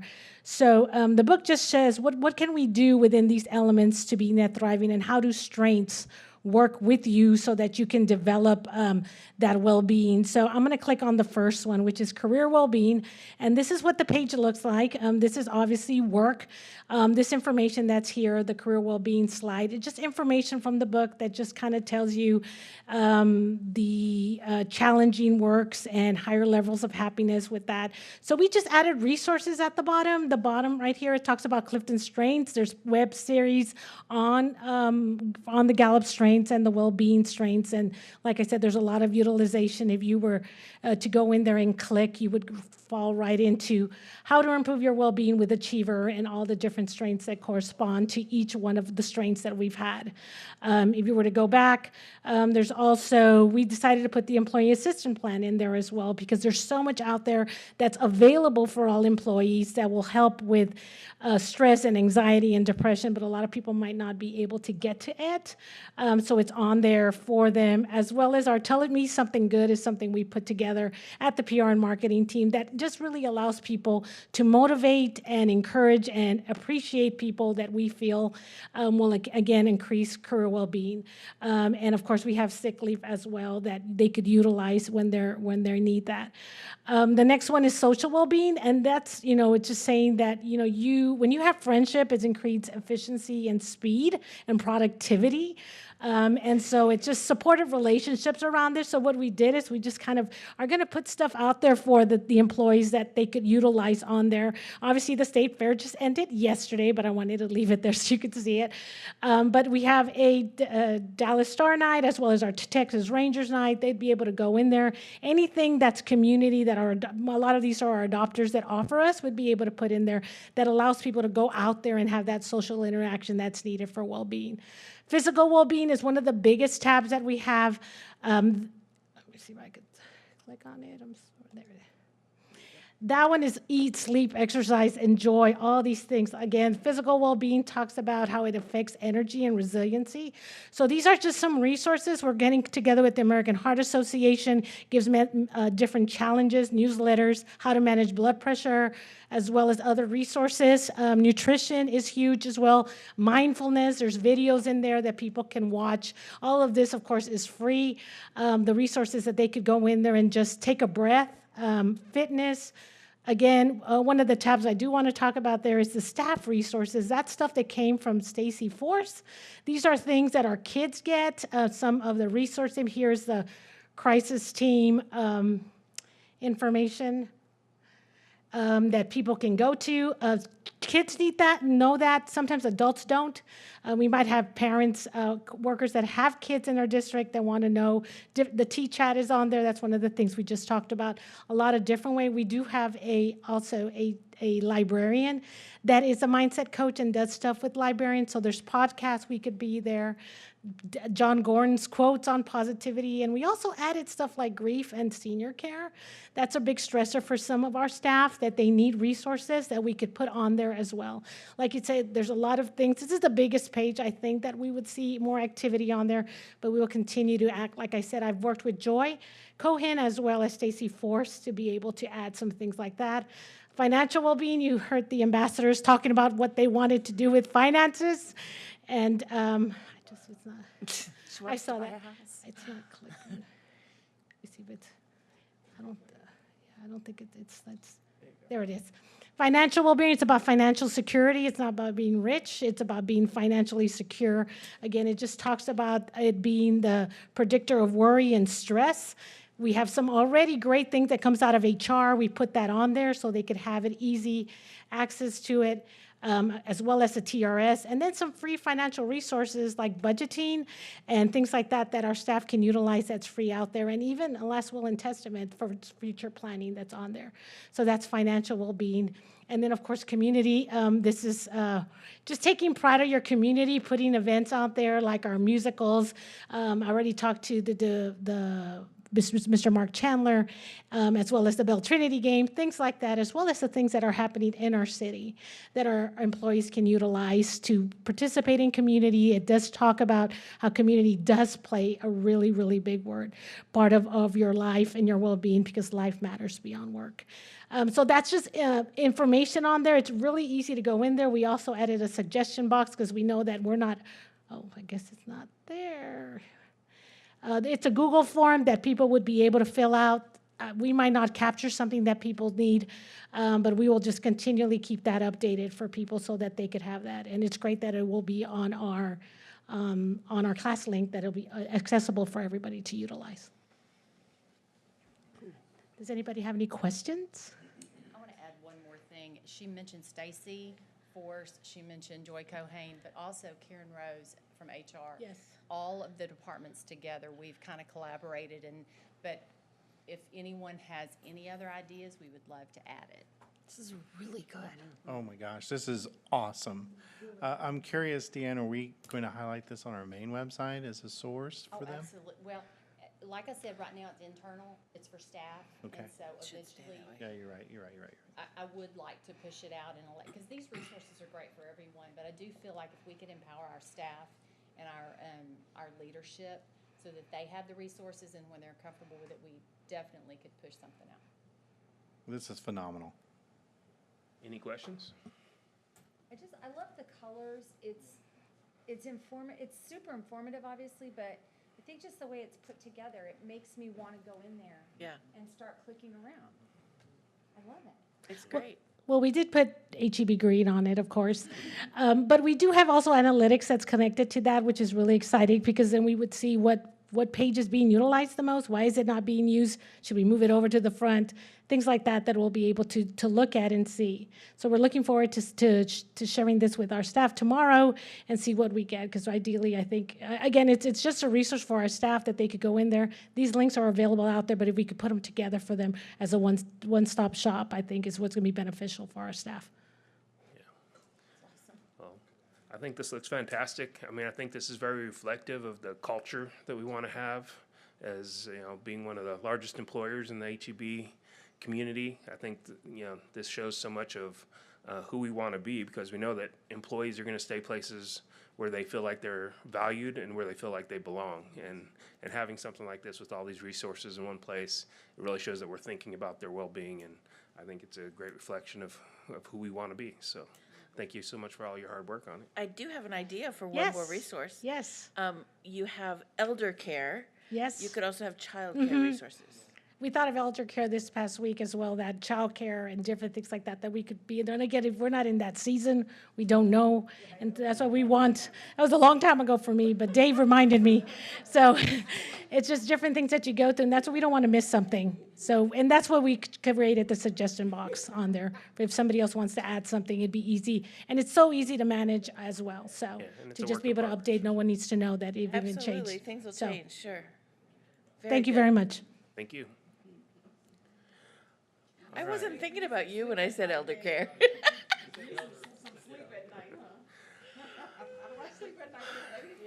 All right, we're ready for action items. We didn't have any items removed from the consent agenda, so 11.02, consider approval of update to the 2022-2023 staffing table. So we have some units that we're asking you to consider tonight, a speech language pathologist, 6 special education teacher assistants, and 1 special education teacher. But I've asked Renee to share with you a little bit of insight into the why behind these needs, because we want to make sure that you're informed of all that our special education department is needing at this time.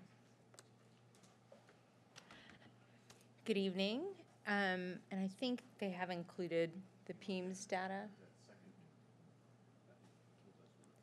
Do you want it pulled up? I think they have it in there. So we have increased, I would like to not have to come and ask for more staff, but we have increased in special education every single week between 20 and 30 students. So we're about to show you some PEMS data. We hit 3,000 students today in our PEMS information. That is 356 kids more than the first day of school. And that is almost 300 kids more than we had at Snapshot, which is still a week away, last year. So we are in need of a PACES teacher. That's our behavior unit at the elementary school. So we have a lot of students with heavy needs, 2 assistants for that class. We're actually opening up a new unit at a new campus so that we can not have, if you've ever worked with behavior kids, it helps to spread them out a little bit. And we have 52 FOSSI students. So FOSSI is our functional academics and communication integration program. So those are students who mostly have intellectual disabilities.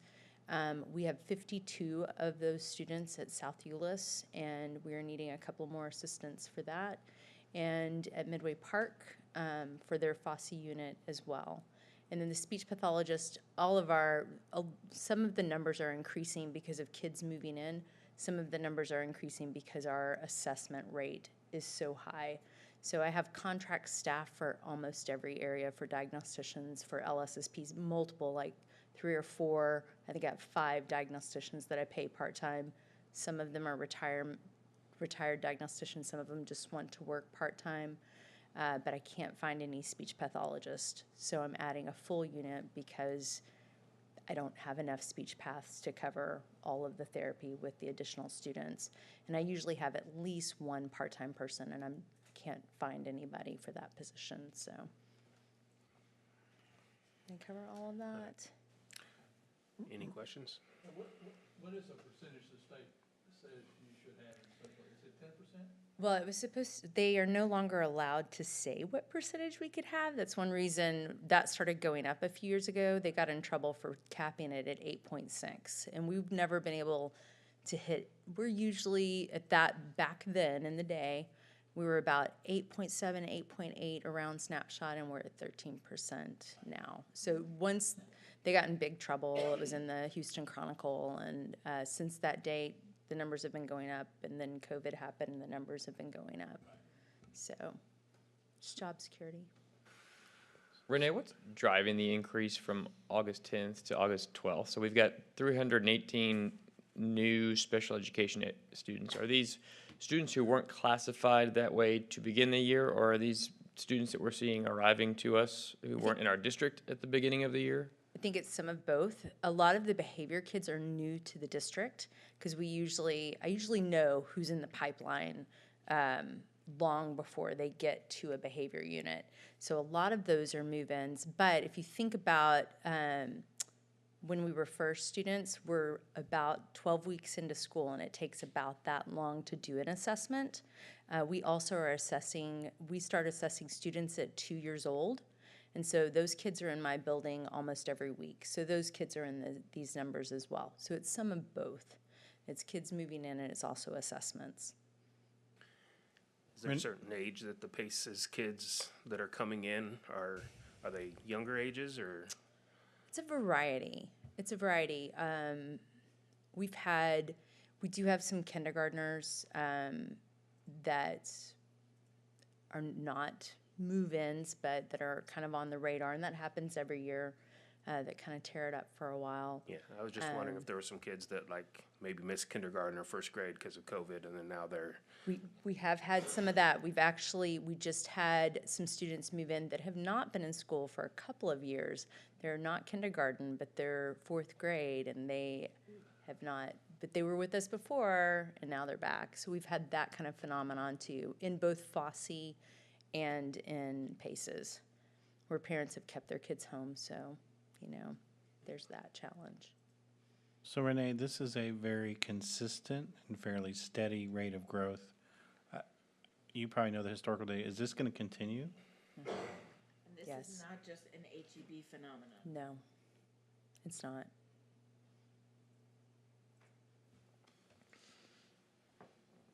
Dobie, a question for you. 2 of these are going to be funded out of the American Rescue Plan. The rest of the units, are we going to do a budget amendment to absorb them, or how are we going to pay for these? Yes, if they're gonna come out of the general fund, we will look at, when we build our budget every year, we build in some additional staffing positions. So if we need to, after looking at where we're at on our budget numbers, we may have to come back to the board at some point and ask for them. But you're comfortable with this from a financial side tonight? And when I put those in ARP, my intent is for those to move into my IDA budget for next year. So if if I'm in a pickle and I have to come to Dobie, that's another conversation. But if I put them in ARP, then my intent, because those are funds I control, and they do run out at the end, they run out September of 2023. And so then my regular federal budget, my plan is to absorb them in that. Okay. If that makes sense. Mhm. It's a good question. And then on a lighter note, go see High School the Musical, because my daughter is the lead, so one of the leads. So she's Sharpay, she's one of the leads. There you go. I'm gonna go, I just looked at my calendar before they even started, I'm gonna be able to go the last performance. It'll be fun. She's Sharpay, so she's the sassy one. All right, any more questions? Any other questions? I'll accept the motion. I move the board approve the new units as submitted. I have a motion and a second for the board to approve the new units as submitted. Please vote.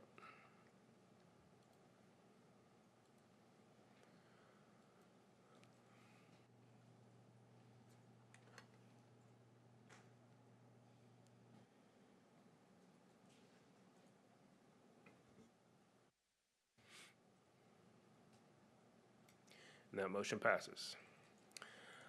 All right, consider approval of construction delivery method for construction of security fence at Trinity High School.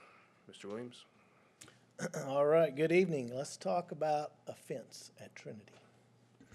As you recall at the facilities meeting, pardon me, my voice is dwindling, so It's all the wind. I don't know what it is, but it's killing me. At the facilities meeting, we presented several security measures that we're looking at and asking to move forward with. And of course, one of the big ones was a fence at Trinity. So one of the things the board asked for at the facilities meeting was a visual, an aerial with the fence laid in over it. So Mr. Minor put this together and did a really good job. So what you can see is, let me get my orientation right here. The yellow fence is the existing fence along 157 there, whatever that road is. Haven't learned all my roads good yet up here. The red fence is what is proposed in a wrought iron fence like the fence along 157. And then the blue fence will be a chain link fence. We didn't see a need to put the wrought iron fence with the columns along the back of the campus where it's really not that visible. But anyway, that gives you a visual as we move into this agenda item to start talking about it. But before I do that, is there any questions about this? On the field just north of Midway with the blue line, why is there's a break between the two blue lines? Why is there a break there? That is probably a gate, if I'm correct? Yes. Did the Midway Park use it? Yeah, there will be several manual gates on this, in this fence. So will they be locked gates or will they be open gates? I would assume they would be, some of them would be locked. It just would depend on what time of day it is and what's going on, and that would be, would they be locked most of the time, Josh? I'm assuming they would be. So you have brakes on the parking lot driveways. So we were looking at those being roller gates, similar to what you see down at Pennington Field. The fields are accessed by Midway Park right there adjacent to them.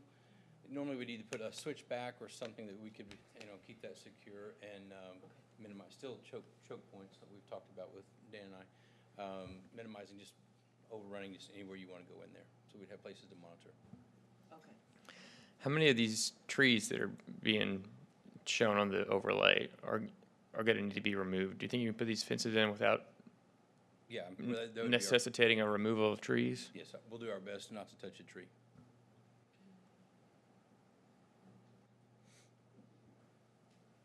And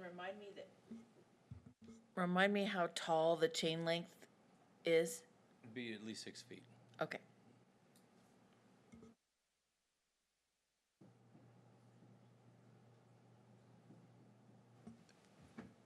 I don't know if this is out of bounds. Is there any conversation with the church and what we're doing as far as fencing goes? I don't believe we. No, we have not spoken with them. Okay. It's been a couple years since we had spoke to them. Okay. But that fence along that side will be the wrought iron fence, which will be a nice looking, match the front of the campus also. Well, there's also two churches at the Oh, top there. the church is at the top. Okay, yeah, never mind. Excuse me. All right, so the evaluation for selection, the percentages, that's part of what we're voting on tonight as well, right? We're voting on the first step, of course, is to declare the construction delivery method and the relative weights of each criterion and delegate the authority to the administration to receive, evaluate, attempt to negotiate a contract. And then we'll come back with the actual recommendation for the board. And I've got Mr. Kerbel here if we have any questions about the purchasing aspect. But yes, the relative weights, is that part of this? Yeah. Yes. I'd like to discuss bumping up the proposed price from 40% to 50% and dropping the key project personnel to 15 and the project experience to 15. I think especially on a more straightforward project like this, price should be a bigger factor in the overall selection. Is there any reason not to adjust it, or? No. You're saying proposed price of 50? Yeah, I would propose the proposed price be 50% instead of 40%, then drop the key project personnel and the project experience from 20 to 15 each. That seems reasonable to me. Okay. Then the other main thing we need to consider is of course, the delivery method itself. Of course, there's 6, in your Friday update, we detailed all this, but there's 6 different criteria. I'm not going to go into those different methods that we can go into. The main one that we're recommending is the competitive sealed proposal, because that gives us the ability, once we evaluate bids and determine who our best candidate is, then it gives us the ability to negotiate with them once it's awarded. Dan and I have talked, I'd prefer a 10-foot fence or an 8-foot fence. A 6-foot fence, this is to keep kids in, as we know, and intruders out. Well, a 6-foot fence, those kids will fly over a 6-foot fence. Now, an 8-foot fence, girls won't be able to get across an 8-foot fence, so there's no need to go into those apartments, if you make it more difficult to leave the campus. And I know a major problem for the last 30 years has been that side going to those apartments. That's a major problem. Yeah. What, I was just asking Josh what I the mean, we had to search every kid that came back from that apartment. 157 was. I think the wrought iron, I believe, is 8 foot. The wrought iron is 8 foot. Yeah, the wrought iron doesn't bother me, because that has, you know, Spikes at the spikes top. in it. But chain link fence, those, you know, I mean, a 6-foot fence, those boys would fly over. Yeah, we can modify that. Yeah, and if you're just talking, if you're 8-foot talking the fence is chain link fence, I don't know that. better would be a chance big of keeping cost. everybody in. Right. Right, I'm talking about the chain link. I mean, this way they'll all be consistent. Yeah. Yes. And is the yellow, that says yellow exists and yellow is wrought iron, is that what you're saying? Along 157, Right. yes. Whereas yellow. What about in the Yeah, back? the yellow on the back is chain link. Then why is it color coded say? But what was existing? Existing. Oh, gotcha, gotcha. Josh, the yellow in the back, what's the height of it? Want to say, I think that's 8 foot. But we're also along the houses, that's 6 foot. Yeah. Houses doesn't bother me. It's kids leaving, back going to the apartments back by Midway Park. Behind the softball field. Yes, behind the softball field. Yeah, there's another big drop off right there by that existing fence, isn't there? Going down that, what is that, Ector? There past Meadow Creek. Don't you go over the fence and then there's like And another? there's a drop down. Yeah. Another big drop. The one just to the north of Midway Park? Yeah, so if you're on that sidewalk walking up Ector, it actually looks like it's 14 or 16 feet high. Yeah. Yeah, you can't get over that.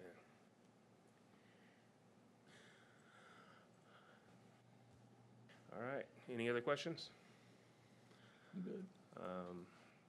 Then I'll accept an motion, and if we need to, if we wanted to change the weights on that, do we just say as amended, or? Yes. Okay. All right, so I'll accept the motion. I move that the board approve the resolution to declare the competitive sealed proposal process as the construction delivery method and other required action as amended. I have a motion and a second for the board to approve the resolution to declare the competitive sealed proposal process as the construction delivery method and other required action as amended. Please vote.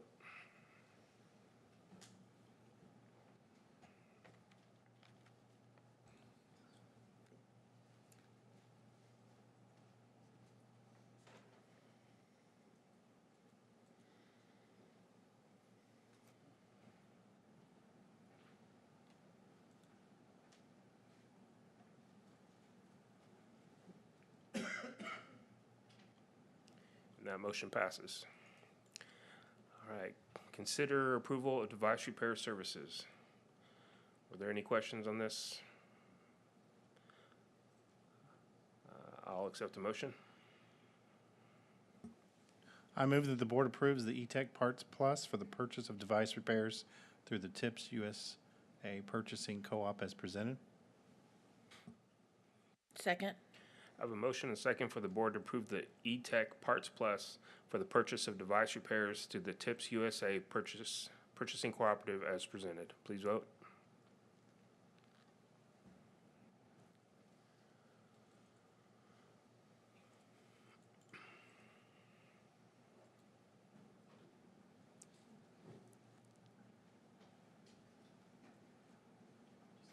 And that motion passes. Item 11.05, consider approval of interlocal agreement with the University of Texas at Austin to provide virtual computer science instruction. Mr. Streeter. Yes, good evening. We provided the details of this in your Friday update, so happy to take any questions, but the bottom line is this, is that we had a teacher start the school year, then they resigned, and then we found a quality substitute. That substitute also resigned. Obviously, there's a GPA impact for these students that are taking this class, and so what we tried to do is be as creative as possible. The person who's willing to do this virtually for us is the author of the book that the students are using, so it's a great direct teach. We will have a substitute in there, obviously, to help with the management, but we felt it was very critical to continue to offer this class so that these students can stay on track. So pleased with the opportunity, and as you know, and as Cicely has shared this evening, finding people right now is really, really difficult, especially in that kind of niche computer science course. Does she realize we're on the try, not the semester? Well, this will be actually, this is at junior high, so this will be Okay. semester. Yes, sir. Gotcha. Important question. I didn't get the update because my iPad was changed by, I won't mention her name. No names mentioned. Any other questions that I can help with this? All right. Any thank you. questions? We appreciate your willingness. I'll accept a motion. I move the board approve the interlocal agreement with the University of Texas at Austin to provide virtual instruction of advanced computer science classes as presented. Second. I have a motion and a second for the board to approve the interlocal agreement with the University of Texas at Austin to provide virtual instruction of advanced computer science classes as presented. Please vote. Mr. Studer, I actually think this is a very creative way of getting this accomplished for these students.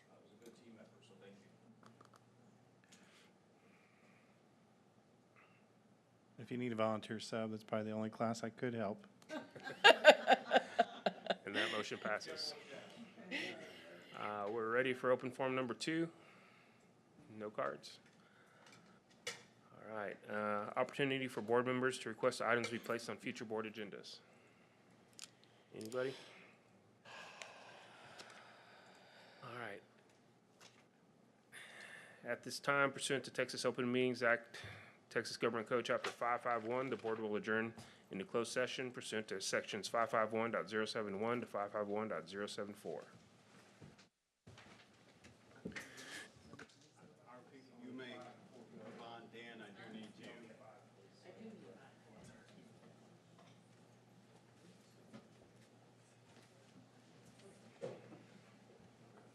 Mr. Fuller.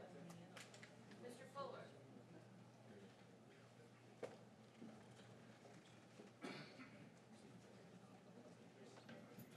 Before you get away, how did it go?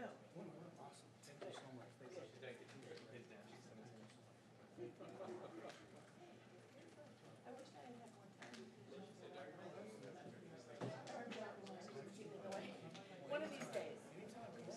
Okay, all right. Thank you.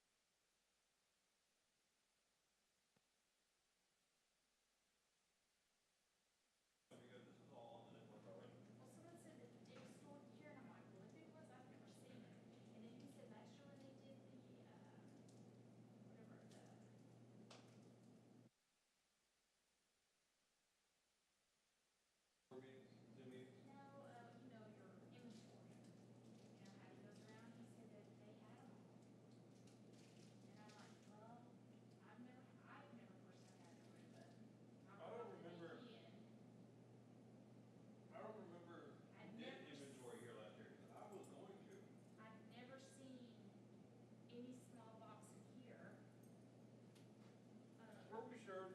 What's the small Oh, box? and then when Steve left, he packed up everything. I loaded up all this weird stuff. Maybe it's in there. I didn't even know that was here.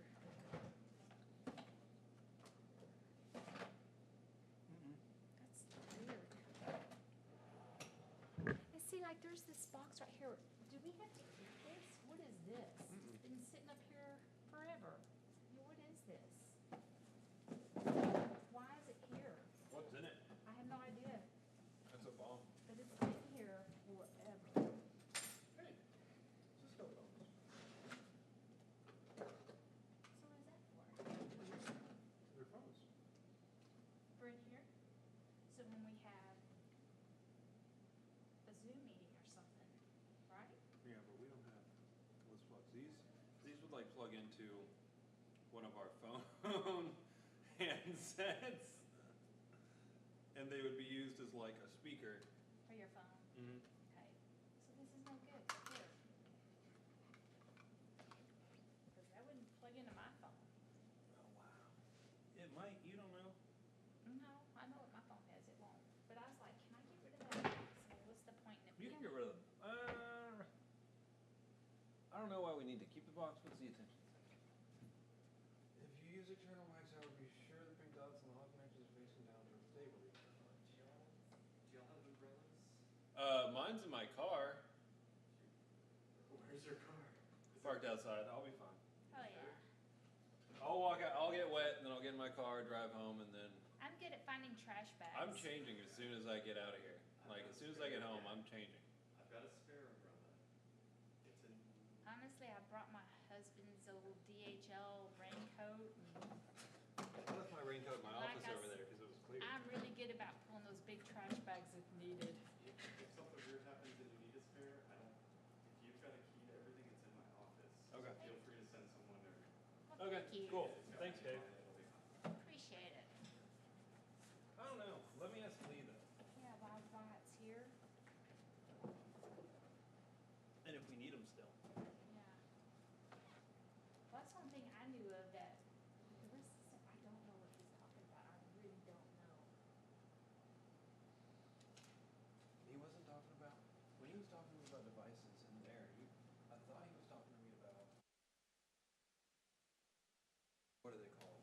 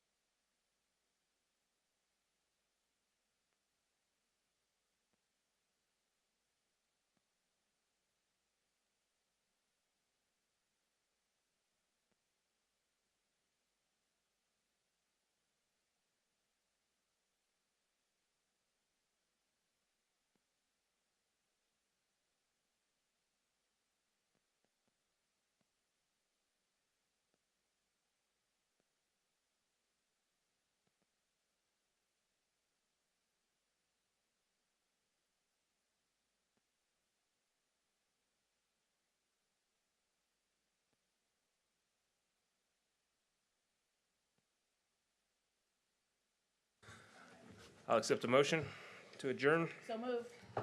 We are adjourned.